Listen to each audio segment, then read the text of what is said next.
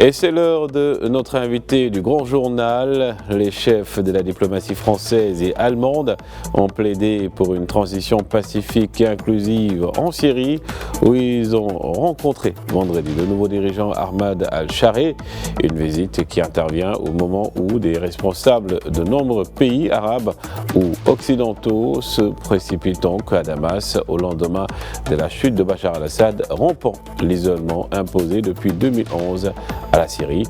Et pour en parler, nous retrouvons en direct de Casablanca Salaheddine Haroun, professeur universitaire. Bonjour à vous et merci de répondre à notre invitation. Merci à vous. Alors, les chefs de la diplomatie française et allemande sont plutôt les derniers en date à rencontrer les nouveaux responsables syriens de haut niveau.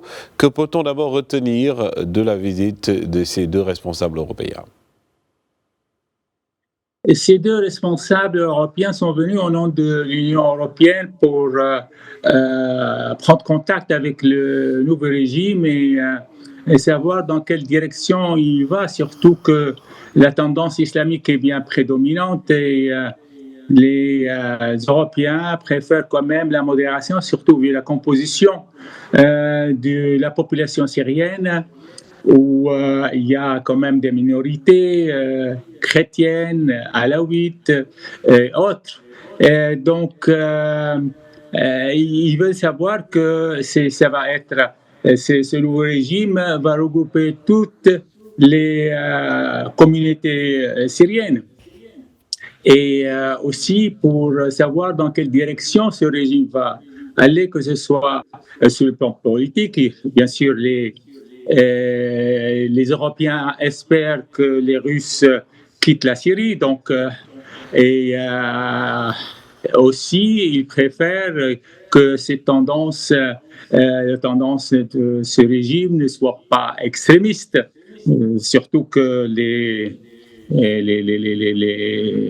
l'armée, enfin les groupes armés sont islamiques à 100%, donc ils préfèrent quand même qu'il y ait une certaine modération, qu'il y ait un regroupement de toutes les tendances politiques syriennes.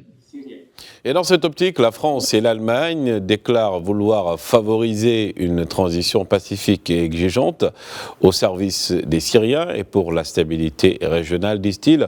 Face au défi d'unifier le pays, Ahmed al-Chareh, lui, donc, il s'est engagé à dissoudre les factions armées et convoquer un dialogue national par rapport à cette actualité également, tout en indiquant que l'organisation d'élections pourrait prendre 4 ans. Comment se profile, selon vous, cette période de transition dans le pays ?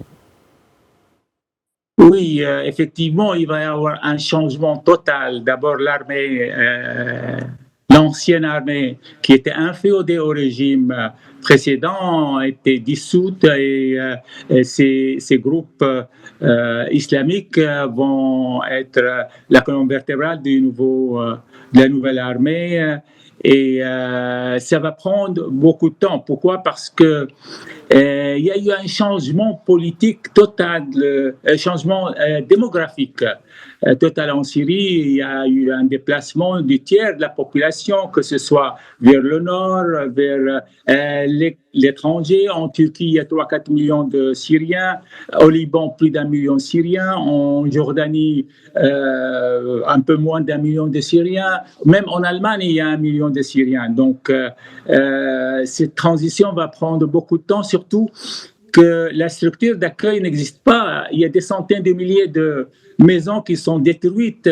Donc, ces Syriens qui vont retourner, ils ont besoin quand même de logements décents. Enfin. Et il n'y a même pas d'électricité. L'électricité actuellement arrive 1 heure par jour au ménage en Syrie. Donc, c'est vraiment, la vie est très difficile et il faut donc reconstruire l'infrastructure, que ce soit pour le logement, électricité et autres. Même les écoles, il y a 500 écoles détruites. C'est vraiment, il faut refaire la Syrie de zéro. Également, Jean-Noël Barrot, ministre des Affaires étrangères français, a lui annoncé que la France avait proposé l'organisation d'une conférence internationale fin janvier entre la Syrie et ses partenaires pour accompagner la transition politique dans la bonne direction. Que peut-on attendre de la Syrie que peut attendre la Syrie d'une telle conférence?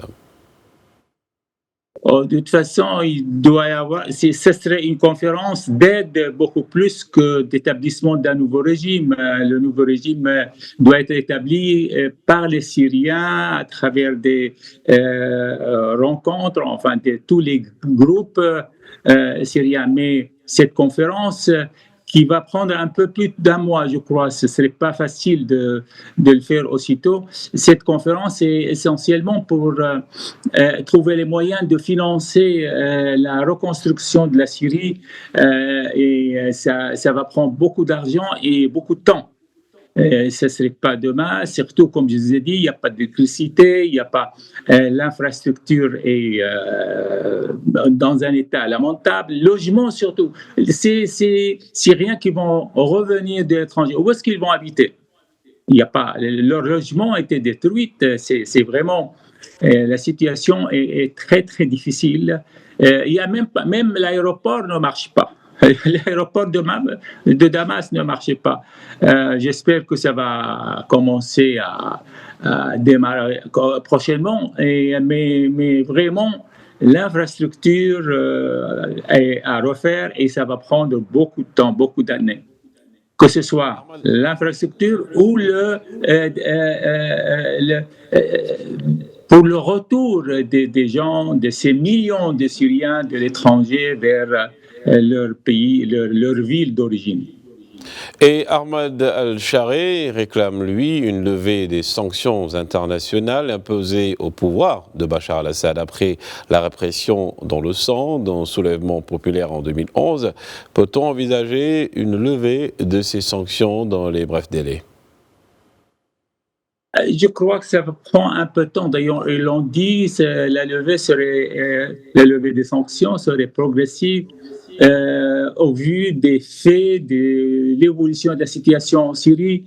Mais je crois que certaines sanctions peuvent être levées rapidement. Sachez que, par exemple, la Syrie, en dehors du système SWIFT, qui permet les transferts entre les banques. Donc, sans transfert entre les banques, il est quasiment impossible de faire des transactions commerciales ou autres.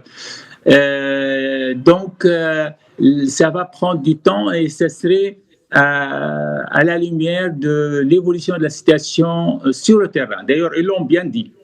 C'est au vu des faits qu'on va lever les sanctions progressivement.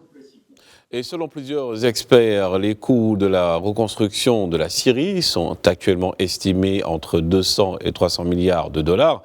Quels sont, d'après vous, les défis de cette reconstruction économique du pays? Je crois que le chiffre est plus élevé, c'est 400 à 500 milliards de dollars, parce que vraiment l'État des logements, comme je vous ai dit, des centaines, des milliers, les centrales électriques, c'est dans un état délabré. Donc, il faut reconstruire le pays de toutes pièces et ça va coûter beaucoup plus que ça. Mais j'espère, enfin, il y a les pays arabes qui ont les moyens, qui peuvent aider. Il y a aussi le Fonds monétaire international, la Banque mondiale, les pays européens, les États-Unis, tous les pays. D'ailleurs, il y a bien certains pays qui ont proposé déjà d'aider, tels que le Qatar, la Turquie et surtout l'Arabie saoudite, qui a déjà commencé à envoyer des aides au pays. Donc, je suis optimiste car les moyens se trouvent dans le pays. D'ailleurs, les Jeux olympiques de Qatar a coûté plus de 200 milliards de dollars. Donc, oui, ce ne serait pas une grande somme pour les pays arabes et la communauté internationale. Et Salareddine Haroun, merci encore d'avoir répondu à nos questions. Je rappelle que vous êtes donc professeur universitaire et il s'agissait de débattre sur aujourd'hui cette visite des deux diplomates européens au niveau de la Syrie. Merci à vous.